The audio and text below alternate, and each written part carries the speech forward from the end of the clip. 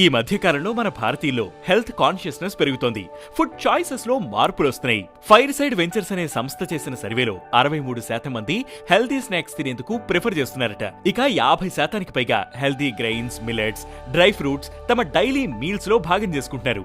FY25 లో అంతకుముందు ఏడాదితో పోలిస్తే premium coffee, healthy snacks growth 30% పెరిగినట్లు Reliance retail financial 25 financial results ఇప్పుడిచ్చిన రిపోర్ట్లో చెప్పుకొచ్చింది.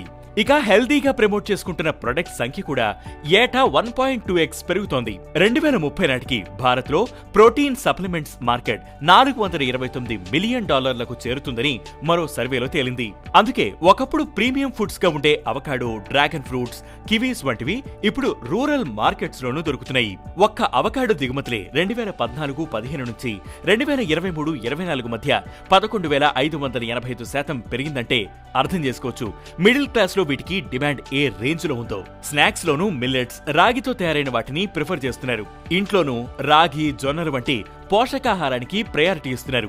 ఇదే అవకాశమని FMCG కంపెనీలు కూడా ఈ తరహా ఫుడ్స్ ప్రొడ్యూస్ చేయడం స్టార్ట్ చేశాయి. ఈ మార్పు మంచిదే, కానీ ఇక్కడే ఓ మైనస్ ఉంది. నిజంగానే మన ఆరోగ్యానికి ఏం కావాలో తెలుసుకుని ఫాలో అవడం మంచిదే, కానీ ఇన్స్టాలో ఎవరో చెప్పింది గుడ్డిగా ఫాలో అయ్యి ఐఎమ్ హెల్త్ కాన్షియస్ బ్రో అనడం కరెక్ట్ కాదని ఆరోగ్య నిపుణులు హెచ్చరిస్తున్నారు. హెల్తీ లైఫ్ స్టైల్ కంటే కూడా తాము ప్రీమియం లైఫ్ గడుపుతున్నామనే ఫీల్ కోసం అవసరం లేకున్నా కాస్ట్లీ ప్రొడక్ట్స్ కొనేవారి సంఖ్య కూడా పెరుగుతుండడం ఆందోళనకరమని డాక్టర్స్ చెబుతున్నారు.